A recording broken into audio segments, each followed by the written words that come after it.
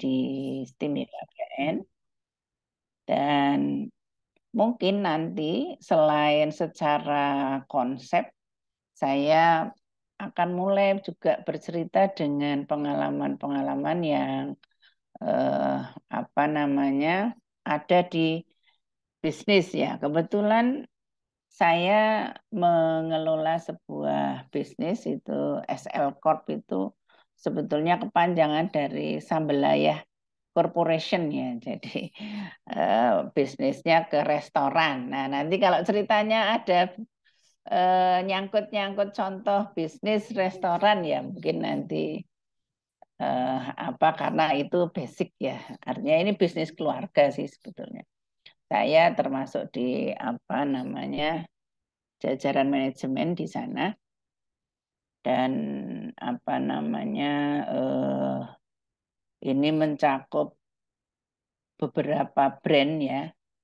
Mungkin nanti bapak-bapak bukan bapak ibu, enggak ada ibunya ya, yang ibu cuman saya ini. Saya cantik sendiri nih malam ini. Ya, semuanya bapak-bapak.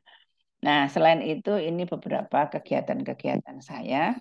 Nah, SL itu sebuah perusahaan kuliner ya, yang ada di wilayah DIY, Jateng, Jabar, sampai Jakarta, yang membawai beberapa brand ya. Ada rumah makan Sambelayah dulu di Jogja itu ada 8, tapi pasca pandemi yang Jogja itu tutup semua ya. Yang ada sekarang ada di Purwokerto. Nah, kurang lebih produknya seperti inilah untuk sedikit cerita ya. Segmennya siapa? Ini kami menyasar karena produk murah, makanan sederhana, makanan ayam, lele goreng gitu. Maka segmennya adalah konsumen middle low. Ini dulu ada 64 outlet, tapi sekarang sudah menyusut banyak dan kami rubah dalam bentuk branding yang lain ya, karena memang ini sebelum pandemi ya. Pasca pandemi itu memang dari sekian ini menjadi tinggal sepertiga ya, sangat sedikit. Itu kemudian ada produk lain juga masih sejenis ini. Ini produk makanan tapi tempo dulu. Ini lebih premium dibanding yang pertama. Modelnya ayam yang ayam kampung ya. Kalau yang ini produk untuk makanan-makanan anak muda. Sama juga segmennya middle low. Produknya produk kekinian karena memang lebih ke arah anak-anak muda ya. Nah, ini kinerja yang sudah dihasilkan ya. Jadi memang lebih spesifik menangani untuk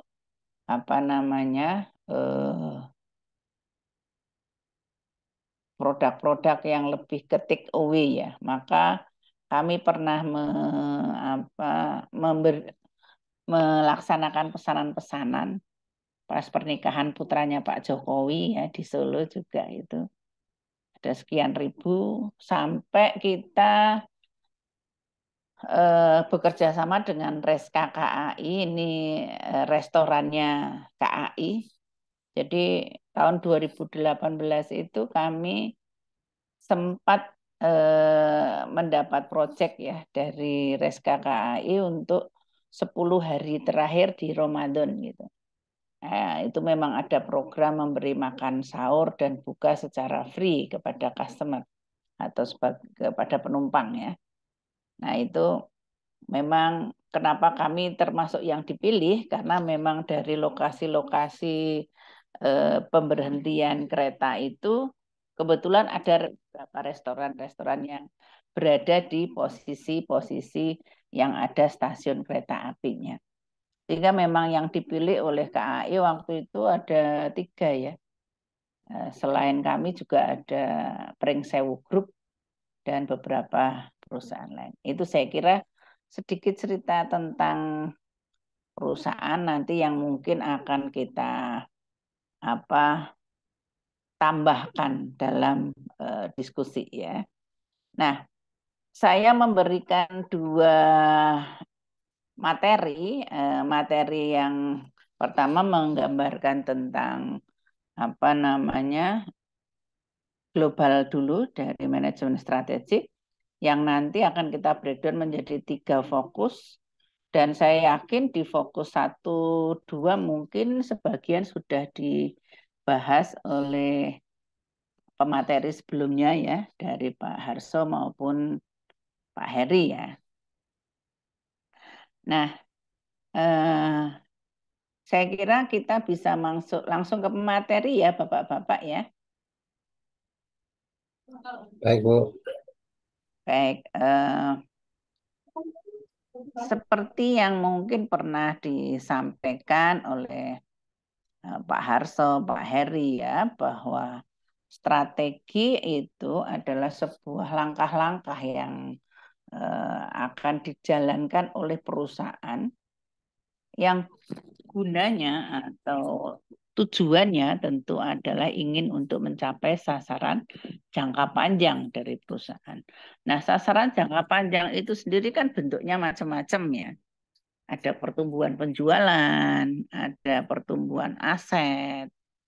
Ya, tentunya sama dengan BGA yang tadi apa namanya bergerak pada sebuah perusahaan di mana perusahaan itu lebih fokus pada minyak ya, minyak CPO. Tentu juga target omset itu menjadi bagian yang ingin dicapai juga oleh perusahaan Bumi Tama, Bumi Tama Gunajaya Agro Group ya.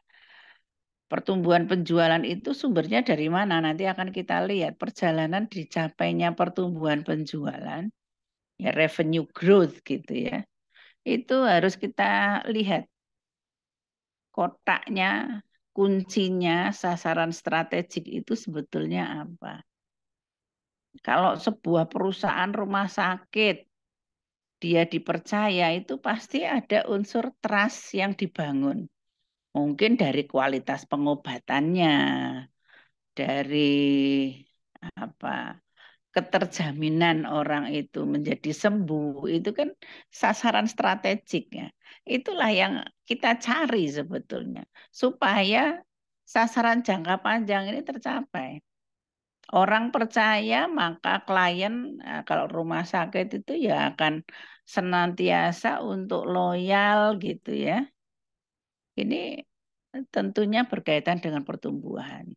Pertumbuhan penjualan, bertambahnya aset, termasuk keuntungan ya. Jadi kalau hanya pada pertumbuhan tapi keuntungannya rendah, ini juga perusahaan tidak akan berkembang.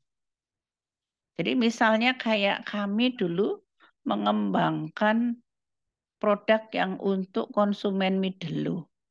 Ini harus kita pikirkan bagaimana kita bisa memberikan produk dengan harga yang murah tetapi tidak mengurangi margin gitu ya. Bapak-bapak mungkin akan excited ya ketika saya bilang, berapa kira-kira harga waktu kami masuk ke Jogja dulu? Pertama kali di 2013. Coba Pak Rudi nebak, harga satu paket ayam itu berapa Pak? 10. 10.000. Oke, masih eh, kurang sedikit. Ada lagi yang bisa nebak. Hampir mirip ya Pak ya. Sekarang itu kita sudah berada kalau untuk yang sambal layah itu belasan. Dulu pertama kali kita menawarkan produk ini di Jogja, itu angkanya 8.500 Pak Rudi. Wah, angka ini anu ya, kalau di Kalbar mungkin jadi apa? Nggak Telur, dapat apa-apa. dapat telur satu. Nasi aja nggak dapat, Bu. Nasi aja nggak dapat. Di Jogja angka 8,5 waktu 2013 kita bisa sajikan ya Pak. Ini Bapak bayangkan ada nasi, ada ayam, ada lalapan, ada sambelnya, ada oseng tempe, ada es teh jumbo. Wow ya, itu bisa nggak kita dapat Wah, margin di situ? Ya, jadi memang eh, keuntungan tidak hanya pada pertumbuhan penjualan, pertumbuhan laba pun harus dipikirkan. Maka bagaimana desain kami kok bisa sampai kepada margin yang tinggi? Ini tentu ada strateginya. Kalau mungkin Pak Heri, saya nggak tahu sudah pernah dibahas atau belum. Nanti kalau belum ya berarti kapan kita bisa bahas ya.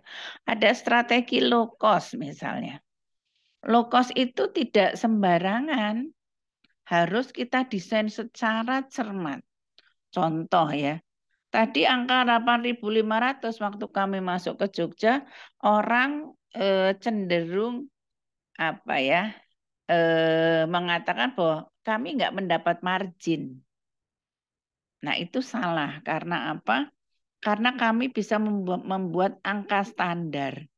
Dari misalnya saja bentuk standar itu begini. 1 kilo ayam itu harus bisa kami setting menjadi 8 potong. Itu standar. Jadi kalau ada supplier, pemasok kok tidak bisa membantu kami untuk meramu untuk proses pemotongannya menjadi 8 potong, ini tentu akan merugikan ya. Misalnya, dipotong menjadi 7. Nah, ini kan ada 1 porsi hilang. Dipotong menjadi 10, yang rugi customernya terlalu kecil. Misalnya begitu. Jadi angka standar ini pakai riset. Maka tadi kalau Pak Ihsan itu bergerak di riset, saya kira risetnya akan banyak ya.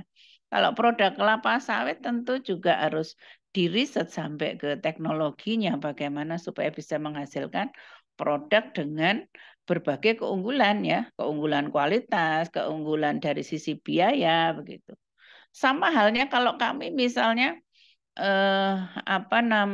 mendesain bahwa 1 kali kita membuat produk sambal itu harus untuk 14 porsi. Mengapa demikian? Mengapa harus 14 porsi? Ya itulah angka standar yang paling efisien. Sudah dilakukan uji coba dengan berapa kali R&D gitu ya. Jadi keuntungan itu juga bagian sasaran jangka panjang. Jadi dalam keuntungan ini kinerjanya terukur tidak hanya pada berapa pendapatan, tetapi dalam pengelolaan juga dari sisi biaya. Ya. Termasuk pangsa pasar, segmennya siapa, itu kan saya tidak tahu kemarin Pak Harso sudah membahas STP belum ya? Segmenting, targeting, nanti kalau belum kita bahas ya. Ada diversifikasi produk.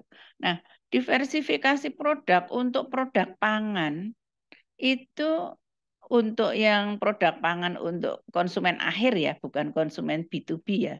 Kalau di BGA ini kan B2B, arahnya akan diberikan kepada perusahaan lagi untuk diolah dan dijual. Untuk yang perusahaan yang menuju kepada customer akhir, diversifikasi pangan ini menjadi satu inovasi yang wajib. Mengapa demikian? Karena PLC-nya, produk life cycle-nya, untuk produk pangan itu pendek. Jadi kalau misalnya saya gambarkan di Jogja sekarang, itu restoran beragam, nama beragam, ciri khas. Karena apa? Ya karena harus ada inovasi-inovasi produk. Nah, nanti kita bisa sampaikan seperti apa bentuk diversifikasinya ya. Saya kira ini ada sampai kepada tanggung jawab sosial.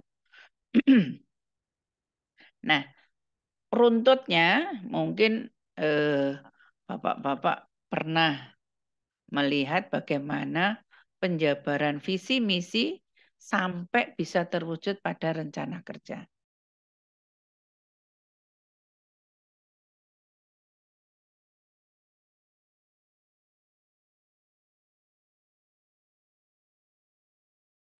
Ya. Yang pertama dari manajemen strategik adalah pada sisi formulasi strategi. Jadi kalau ada visi, misi, itulah yang menjadi isi dalam perumusan strategik atau formulasi strategi. Kalau BGA itu visinya apa ya Bapak-Bapak ya? Pak Yadi, Pak Rudi, Pak Crosby. Apa nih? BGA visinya apa?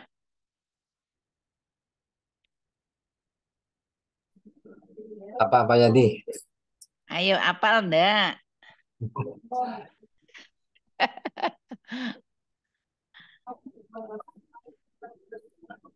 Visinya menjadi perusahaan CPO terkemuka. World Wah Class ini, Company. Nah, wah coba ini hafal semua ya. Ya, Hebat itu. menjadi perusahaan terkemuka di dunia, Bu, World Class Company. Ah, nah ini berarti menjadi perusahaan CPO terkemuka ya di dunia gitu ya. Oke. Visi dan misi itu juga menjadi satu hal yang diformulasikan di awal. Karena itu arah ya. Semacam kalau kita mau camping gitu dengan rombongan di kantor, tentu arahnya kan harus jelas ya. Kalau kita nggak tahu, kita bisa saltum ya. Kita berpikir mau naik gunung, ternyata diajak ke pantai ya. Bawa bajunya sudah baju yang sweater, baju tebal. Nah, ini kan salah kostum. Nah, artinya apa? Bahwa arah itu menjadi tolak ukur pertama. Yang kedua adalah pada perencanaan strategik, strategic planning, yang isinya tentu membicarakan sebetulnya sasaran strategiknya apa. Kalau tadi ingin menjadi perusahaan atau produsen ya, produsen CPO terkemuka gitu. Maka sasaran strategiknya harus apa ini? Ada yang bisa menyampaikan di sini? Sasaran strategiknya apa? Kalau misalnya begini, rumah sakit itu visinya ingin menjadi rumah sakit terpilih di misalnya kalau tadi di dunia ya misalnya mudahnya ya di Jogja dulu misalnya gitu ya. Rumah sakit terkemuka dan terpilih di wilayah Provinsi Yogyakarta. Sasaran strategiknya apa? Kunci suksesnya apa? Nah, suksesnya sebuah rumah sakit ya terpercaya, trust ya. Munculnya trust itu dari mana? Diagnosa yang bagus. Kalau CPO kira-kira apa ini, Pak?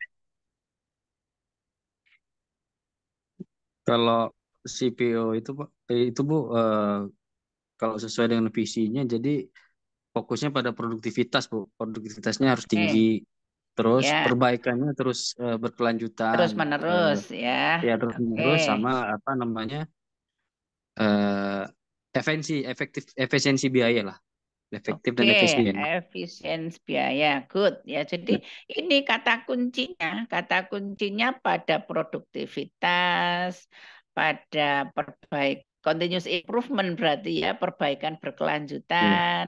Iya. Terus tadi apa? Efisiensi biaya gitu kan. Nah, itu strategiknya yang nanti dari strategik ini akan kita terjemahkan ke dalam program.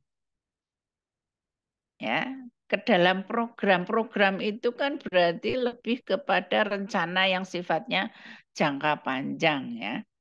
Kalau saya ilustrasikan tadi rumah sakit, visinya menjadi rumah sakit terpilih, kemudian sasaran strategiknya pada kualitas layanan ya supaya orang jadi sembuh gitu ya, diagnosanya jadi tepat.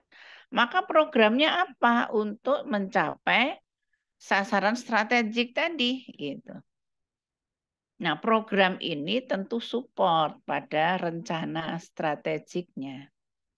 Kalau rencana strategiknya tadi ingin pada trust, kualitas layanan pengobatannya bagus, ya disupport misalnya supaya nggak salah diagnosa maka perusahaan atau rumah sakit membuat rencana jangka panjang berbentuk apa misalnya, oh dikomputerisasi saja semua program supaya pencatatan rekam medis pasien ini nggak keliru, supaya semua pencatatan administrasinya benar. Kemudian terintegrasi gitu ya, sudah dikomputerisasi, terintegrasi. Jadi semua data yang masuk ke seorang dokter itu lengkap. Dari labnya masuk, dari catatan rekam medisnya masuk. Otomatis ketika data lengkap, seorang dokter akan bisa memberikan layanan pengobatan diagnosa yang cermat. Nah ini ya, diwujudkan. Jadi sasaran strategiknya pada trust, kualitas layanan yang bagus, programnya komputerisasi, rekam medis, komputerisasi ke integrasi sistem informasi gitu ya. Nah, ini program yang sifatnya jangka panjang. Nah, nanti setelah program itu sifatnya jangka panjang akan kita breakdown kepada rencana yang sifatnya jangka pendek. Kalau tadi program itu sifatnya 3 sampai 5 tahun ke atas, maka untuk yang kegiatan ini budget ya, itu sifatnya tahunan. Nah, kita lihat selama 3 tahun ada program komputerisasi rekam medis. Apa yang harus disiapkan tahun ini? Nah, mungkin pelatihan dulu. Sumber daya manusianya disiapkan semuanya, misalnya seperti itu. Itu berarti kan kegiatan dirinci ya. Semua kegiatan ini harus inline, harus terhubung dengan rencana strategik. Nah, kurang lebih manajemen strategik itu seperti itu. Nah, kalau tadi dari BGA Group itu ingin punya visi untuk bisa menjadi perusahaan terkemuka ya, perusahaan penghasil istilahnya penghasil CPO yang terkemuka, berarti kita harus melihat kalau begitu programnya apa ya? Kira-kira untuk rencana strategiknya apa Bapak-Bapak? Untuk bisa mewujudkan tadi perusahaan terkemuka yang misinya yang intinya lebih kepada komitmen untuk continuous improvement, produktivitas, efisiensi biaya. Kira-kira program apa? Pak siapa nih yang mau memberi respon? Ada Pak Isan atau Pak John? Mana nih? Pak Yadi?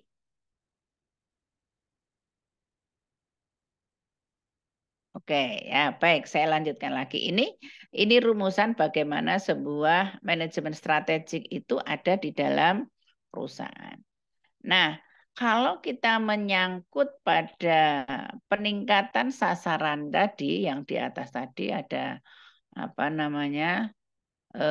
sasaran untuk meningkatkan pada volume penjualan, asetnya bertumbuh, keuntungannya meningkat itu kalau kita lihat di dalam pengelompokannya itu pada ruang investasi ya. Jadi ini saya akan memberikan satu gambaran yang dilakukan oleh PT Sears ya. Sears itu perusahaan yang bergerak di bidang ini ya, swalayan ya, hypermart gitu. PT Sears ini sebuah hasil riset ya, bahwa dia bisa menghasilkan return on asset, berarti pada pertumbuhan perputaran asetnya bagus, makin bertambah atau tumbuh, ada penjualannya juga bertumbuh. Dari mana? Kuncinya ternyata tumbuhnya penjualan operating margin yang tinggi ya. Jadi labanya tinggi, pertumbuhan penjualannya bagus, asetnya bertambah ya. Itu tentu awalnya berawal dari pengelompokan yang kita sebut pada compelling place to shop. Dari customer impression dulu. Munculnya kesan baik customer terhadap produk. Ketika customer itu impression itu kan terkesan banget dengan perusahaan, dengan produknya, itu akan melahirkan customer recommendation. Konsumen ini akan loyal ya.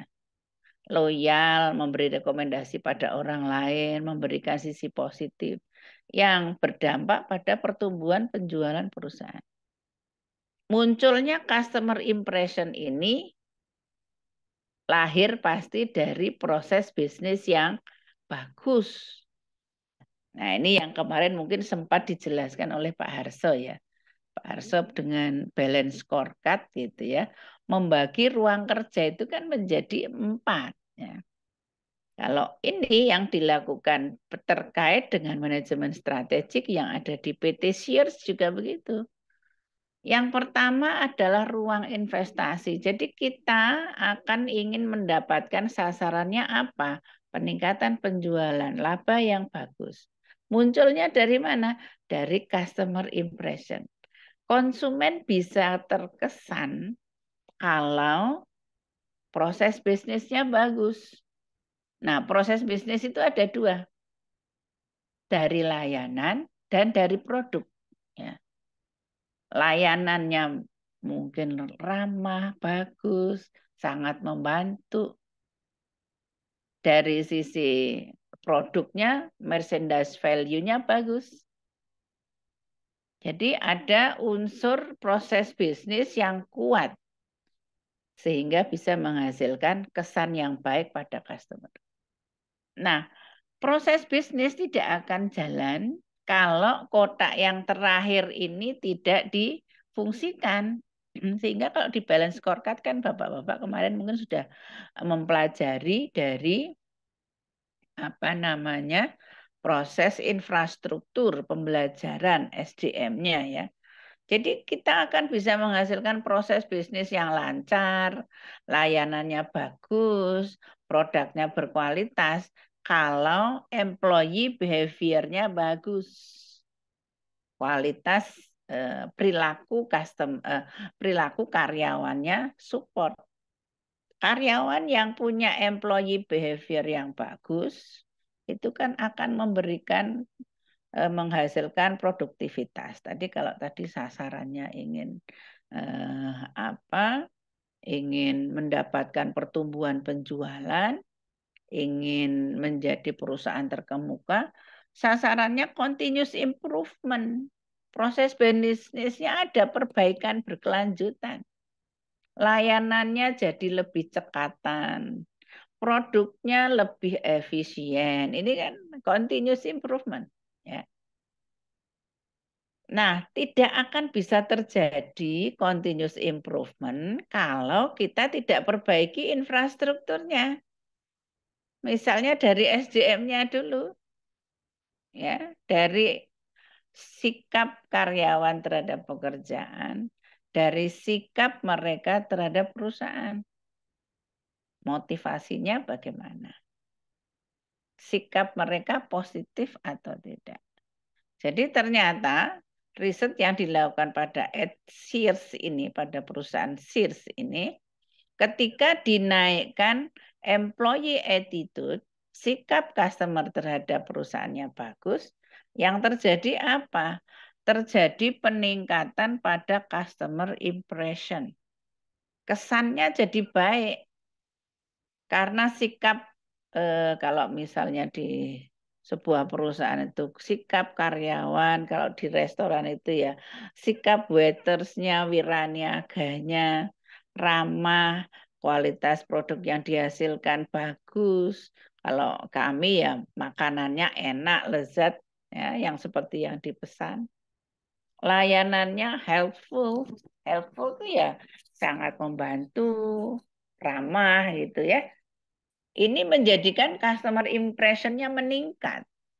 Nah, peningkatannya sampai pada revenue growth bisa 5 kali lipatnya. 5 unit increase. Ya, jadi pertumbuhan penjualannya jadi naik. Nah, ini ya, maka manajemen strategik ada di sini. Ada di 4 ruang. Ruang investasinya, ruang bagaimana kita customer impression-nya kita tingkatkan, berarti aspek pasarnya. Dan dari sisi proses bisnis, layanan dan kualitas barangnya bagus, itu sumbernya dari mana? Ya dari SDM, dari infrastruktur ya. Nah, ini saya kira nyambung kalau dengan balance scorecard yang kemarin disampaikan oleh pemateri sebelumnya ya. Nah, pertanyaannya, mengapa strategi itu bisa gagal gitu ya? Ini penelitian dari Fortune menemukan bahwa 70% kegagalan CEO itu bukan karena lemahnya strategi. Strateginya bagus, tapi ada ketidakmampuan untuk melaksanakan. Nah, nanti pertanyaannya, apa yang menyebabkan tidak bisa dilaksanakan? Kita melihat ya sumber-sumber hambatannya. Hambatan yang pertama adalah hambatan visi. Tadi saya tanya BEGA Group ini nampaknya hafal ya dengan visi dan misinya. Ini sudah poin utama ya. Artinya level manajerial memahami betul apa arah perusahaan. Karena kalau sedikit, ini dari hasil riset banyak perusahaan yang ternyata para pegawainya tidak paham arah organisasi. Saya ambilkan contoh perusahaan Sony ya. Sony itu produknya apa ya Bapak-bapak? Sudah ada yang punya produk Sony? Elektronik, Bu, elektronik. Elektronik. Contohnya apa Pak Yadi? Pak Marwan ya. HP, terus HP, TV. TV, Kamera. kamera. eh, Sudah banyak pernah elektronik. elektronik yang sekarang ada perusahaannya di Indonesia enggak ya? Nggak ada, Udah Bu. nggak ada kayaknya, Bu. Udah enggak ada ya. Dulu tuh ada itu di Indonesia. Tahun berapa itu keluar dari Indonesia tidak invest lagi. Ada slogan yang dimiliki oleh Sony, ada yang tahu? Ada yang tahu slogannya apa? Atau Nggak visinya tahu, Bu. mungkin? Nggak tahu ya. Saya dulu pernah melihat semacam video pendek ya. Tulisannya begini, This is Sony gitu ya. Jadi slogannya pendek. This is Sony dan hanya berhuruf S dot matrik. Waktu itu saya tidak paham apa itu maksud dari this is Sony gitu ya. Ternyata itu panjang kalimatnya. This is a Sony for every person life. Inilah Sony untuk setiap sisi kehidupan manusia. Nah, ternyata visi ini diterjemahkan betul dengan baik dalam proses bisnis mereka menghasilkan produk, menghasilkan satu layanan gitu ya. Contoh yang paling mudah dulu sebelum ada MP3 ya. Itu ada produk apa sebutannya mungkin kalau orang-orang muda sekarang nggak tahu ya. Walkman. Ada yang pernah mendengar produk Walkman? Ada, Bu. Saya masih Dengar pakai. Bu, Pernah, tahu Bu, Bu, pernah. tahu Bu. Masih tahu ya. Walkman itu kan kalau sekarang MP3 gitu, MP4 gitu ya. Ya, masih kaset manual, Bu. Betul. Udah Nah, keren itu dulu Bu, Walkman. oh gitu ya. Itu tipenya sampai 270 sekian gitu ya. satu jenis produk itu tipenya sekian jenis. Mengapa kok Sony sampai menghasilkan sekian jenis? Karena dia ingin memenuhi setiap sisi kehidupan manusia. Jadi misalnya untuk para perenang itu ada jenis Walkman yang khusus atlet gitu ya. Jadi bisa dipakai kedap air lah gitu ya.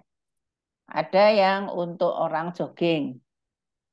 Ada yang ya untuk kalau yang bapak-bapak mungkin berjalan-jalan di kebun gitu ya, atau yang duduk di meja, nah, yang bekerjanya lebih kepada administratif.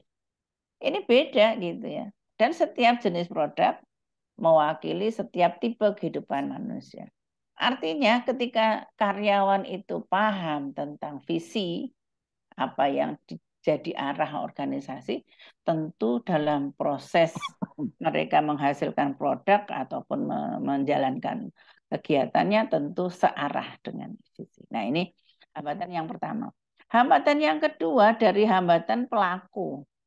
Nah, pelaku itu biasanya berkait dengan insentif, kompensasi ya. Kalau kompensasinya itu tidak terhubung dengan rencana strategi, ya yang terjadi jalan sendiri-sendiri ya. Orang itu digaji, dikompensasi dengan cara yang berbeda dari tujuan perusahaan. Misalnya begini, saya punya restoran dan saya ingin makin banyak customer yang masuk. Berarti kan karyawan yang bekerja waiters ini, mereka akan menghadapi layanan yang makin banyak ketika penjualannya makin tinggi ya. Kalau insentif kita adalah sifatnya tetap misalnya, saya menggaji tetap, berarti kan konsumen, karyawan ini tidak berharap konsumennya banyak. Nah, nanti wah saya cuci piringnya jadi tambah banyak itu ya. Nah, beda ketika insentif kita terhubung dengan arah strategi, kita ingin meningkatkan revenue growth, ya tentunya insentifnya harus variabel juga gitu ya. Semakin banyak yang mereka kerjakan, semakin meningkatkan tingkat insentif yang mereka peroleh. Nah, ini hambatan yang kedua. Hambatan yang ketiga itu dari manajemennya. Ternyata dari hasil riset hanya 85% dari pihak manajemen yang kontribusi waktu betul untuk bisa merencanakan strategi per bulannya. Jadi mereka sedikit untuk fokus kepada strategi. Yang keempat adalah budgetnya, anggarannya ya. Anggarannya tidak terhubung. Ini 60% itu. Jadi kalau bapak-bapak masih menghadapi cara nyusun anggaran itu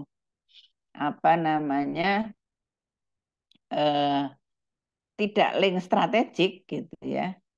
Yang tidak link strategik itu gimana? Misalnya nih, tahun lalu budgetnya 10 juta. Tahun ini gimana?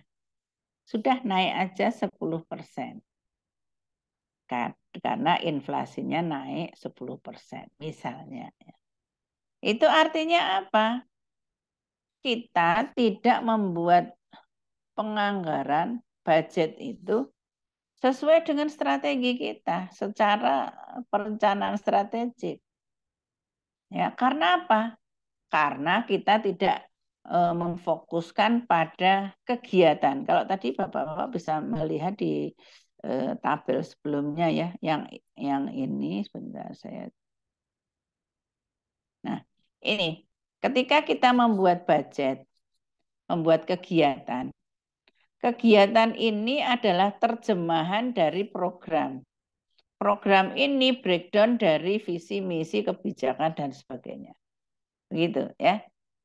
Maka kalau kegiatan yang disusun itu tidak selaras dengan visi, misi, tujuan, sasaran strategik, ya berarti ini tadi yang kegagalan hambatan yang keempat, di mana kita merencanakan anggarannya itu tidak link dengan strategi. Ya, ini ya. Nah, penting karena apa? Kadang-kadang kan kita nyusun anggaran itu dari bawah toh. Wah, dari bagian operasional berapa, bagian SDM berapa. Nah, nanti terkumpul dibawa ke level manajer, manajer akan menyusun anggaran gitu ya. Lupa bahwa itu harus terhubung dengan program jangka panjang, harus terhubung dengan visi misi organisasi ya. Itu kadang-kadang seperti itu ya. Tapi saya yakin untuk model sekarang ya banyak BUMN yang sudah menerapkan perform based budgeting ya atau activity based budgeting. Artinya budgetnya, kegiatannya disusun by perform ya dengan ukuran kinerja yang ingin dicapai. Jadi programnya jelas, terukur gitu ya. Nah, jadi kalau misalnya outputnya apa sih? Inputnya apa sih? Nah, ini berkaitan dengan input-output. Saya tanya, Bapak-Bapak, tadi divisinya ada efisiensi ya? Betul? Efisiensi biaya ya? Ada Bu, Betul? ada. Ada, Bu. Ada. Oke, saya tanya nih, saya yakin bahwa Bapak semuanya paham ya. Apa bedanya efisien dan efektif, Pak?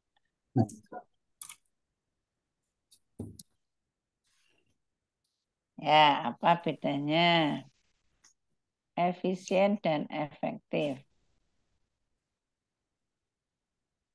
Kalau saya bilang tepat biaya itu efisien atau efektif?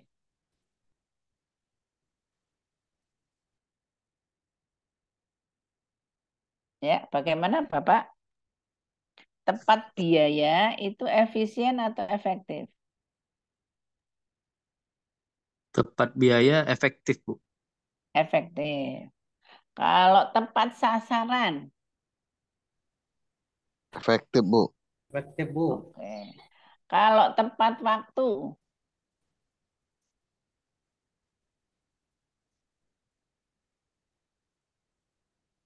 ya Efektif. bagaimana? Efektif semua.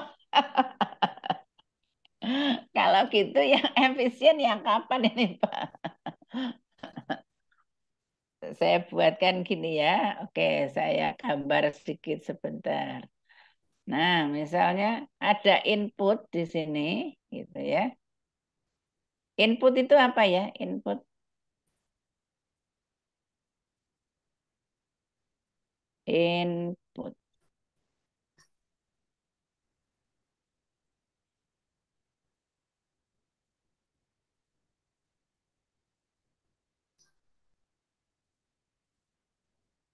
Input itu masukan sumber daya ya. Sumber daya yang kita korbankan, yang kita jadikan untuk menghasilkan sebuah keluaran atau outputnya. Jadi selain input berarti ada output. Sini ya, output. Nah, ada lagi satu lagi outcome. Nah, pertanyaan saya, ada di mana efisiensi dan ada di mana efektivitas. Nah, saya akan membuat di sini rasio ya. Saya copy aja sebentar.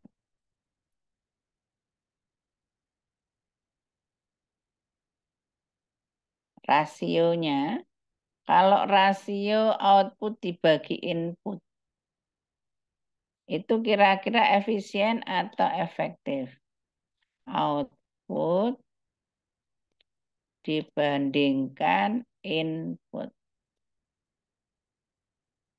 Ini efisien atau efektif, Bapak-Bapak? Efektif. Efektif, Bu, efektif. Efektif. Ya. Kalau itu lagi, di sini rasio outcome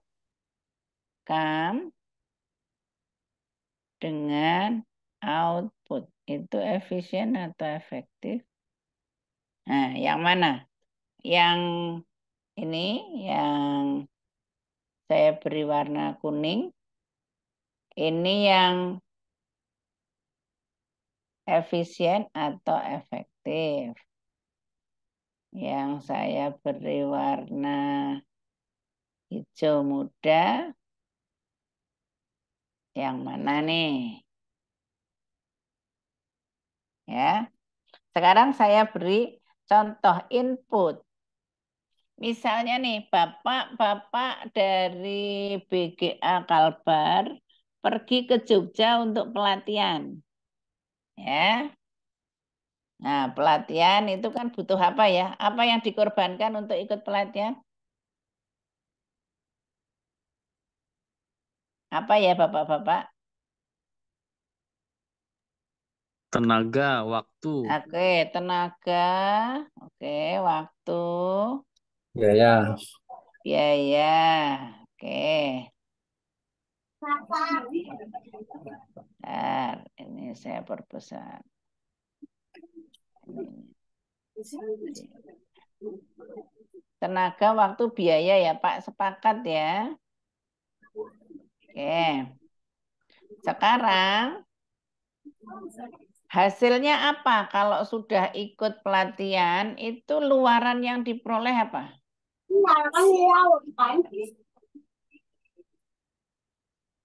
Apa ya outputnya? Luaran yang dihasilkan apa?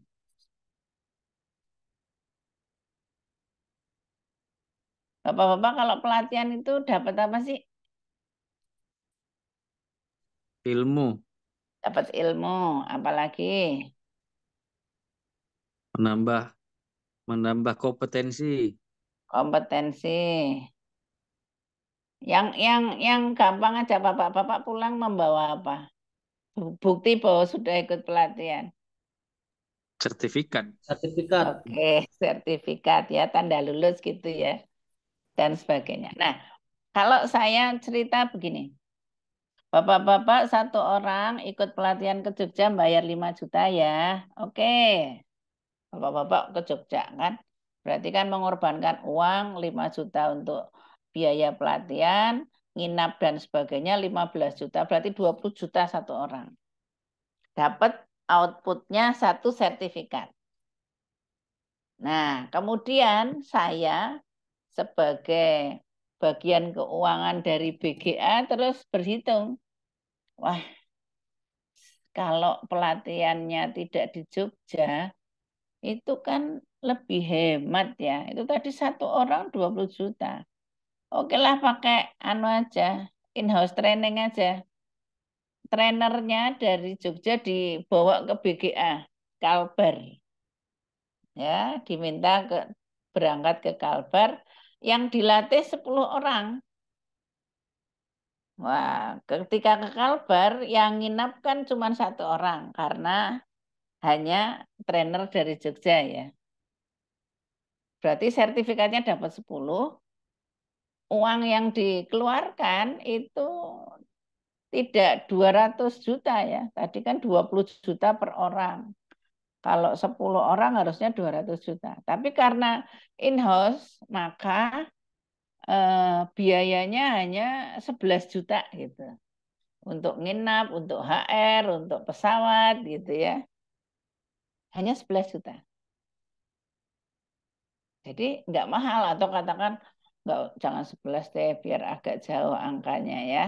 Misalnya tadi kan 200 juta kalau 10 orang. Ini misalnya 50 aja deh. HR-nya tinggi ya trainernya. Ada naik pesawatnya VIP ya trainernya. Terus gajinya sekian belas juta. Oke, totalnya tadi misalnya 50. Satu orang 20 juta kalau ke Jogja, berarti kalau 10 orang harus 200 juta. Ya, ini biayanya kan beda. Di sini inputnya tadi 200 juta. Gitu ya. outputnya dapat 10 sertifikat gitu ya. 10. Nah, cara yang kedua in-house training biayanya cuma 50. Ini berarti efisien atau efektif, Pak? Efisien. Maka 10 orang dengan biaya 200, sekarang 10 orang dengan biaya 50 kan menjadi lebih efisien. Sehingga rasio antara output dengan input itu efisien atau efektif?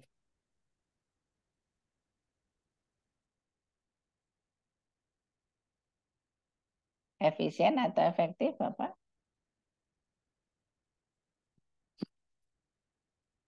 Tadi sudah dijawab ya. Apa itu tadi?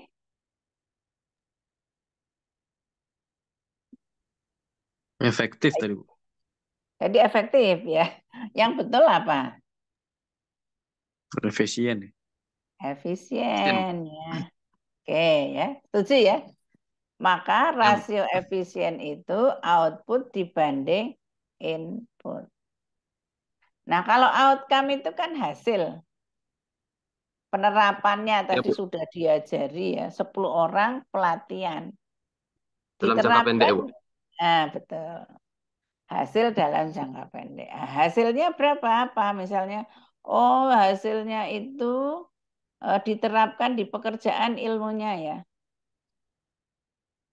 Sudah diajari anggaran gitu kan. Wah, diterapkan nih di pekerjaan. Yang menerapkan berapa orang? Oh, 5 orang. Dari apa? 10 yang lulus, yang dapat sertifikat, ternyata yang menerapkan di pekerjaan hanya 5 orang. Maka rasionya jadi berapa?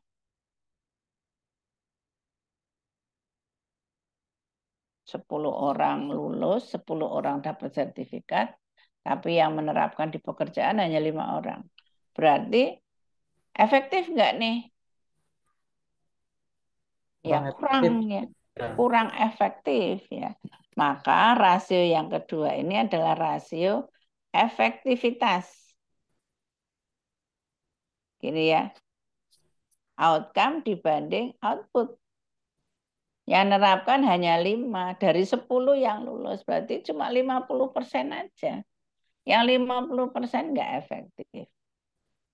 Gitu ya. Jadi ini ya bedanya efisien dan efektif. Maka ketika ada tepat biaya, tepat waktu itu efisien. Tepat sasaran, tepat guna itu efektif ya. Karena outcome-nya dibanding dengan output. Oke, tergambar ya Bapak-bapak semuanya. Ya Bu, tergambar Bu. Oke, ya. Baik, kemudian tadi sudah dijabarkan hambatan yang kedua, ketiga, keempat sudah, maka kita bisa melihat di sini bagaimana sebuah strategi itu tidak bisa dilaksanakan. Hambatan yang pertama karena kurangnya orang yang memahami strategi, tidak paham visi. Banyak orang yang dari sisi pelaku ya ini ya tadi tujuannya nggak sama, tidak link. Ketika diberi insentifnya tidak membangun, dia tidak mau mengerjakan. Sumber daya, waktu, energi, uang tidak dialokasikan pada hal-hal penting. Ya, tadi misalnya budgetnya tidak dialokasikan untuk menjalankan strategi. Dan satu lagi manajemennya tidak banyak yang mengalokasikan waktunya membahas mengenai strategi ya. Ini 4 hambatan. Nah, sekarang kita sebetulnya pengelompokan strategi itu ada 3, yang ini mungkin di A dan B bisa jadi sebagian sudah dibahas oleh Pak Harsa dan Pak Heri ya. Nah, nanti kita akan mencoba pada strategi fungsional di tingkat departemen. Sebelum saya lanjutkan, ini sudah pukul berapa ya? Setengah Udah 9. 8.30, Bu. Udah habis. Lap- Oh, kita waktunya sudah habis ya. Wah, nggak terasa ya saya. Oke. Materi sebetulnya hari ini saya ingin fokus pada materi yang ketiga tadi ya. Meskipun tadi sudah sebagian kita bahas tentang strategi, hambatan-hambatan ya. Mohon maaf saya kelewatan untuk waktu tanya jawab. Apakah ada yang ingin menyampaikan pendapat atau diskusi? Atau kalau sudah lewat waktu ya bisa besok lagi ya. Ya. Nggih, Bu, nggih. Nggih, wah ini mohon maaf saya tidak cek waktunya ya tadi kelamaan di perkenalan. Pak Crosby atau Pak Rudi, Pak John ada yang mau disampaikan? Ya, Bu, cukup jelas, Bu. Materinya Baik. di-share aja, Bu. Kami bisa Oke. Sementara belum ada, Bu. Ya, baik. Ya, mungkin nanti kita diskusinya ke depan ya. Mohon maaf ya untuk hari ini mungkin masih kepada tahap awal untuk penjelasannya. Baik, nanti materi saya sampaikan kepada Pak Taat. Silahkan Bapak-Bapak bisa mengcopy atau akan dikirim ya oleh Pak Taat. Untuk malam ini saya cukupkan sampai di sini. Selamat malam, selamat beristirahat. Sampai ketemu lagi insya Allah minggu depan ya Bapak-Bapak ya. Terima kasih, Bu. Ya, Baik, baik. Bu. Selamat malam. Assalamualaikum warahmatullahi wabarakatuh. Waalaikumsalam. Selamat malam, Bu. Waalaikumsalam.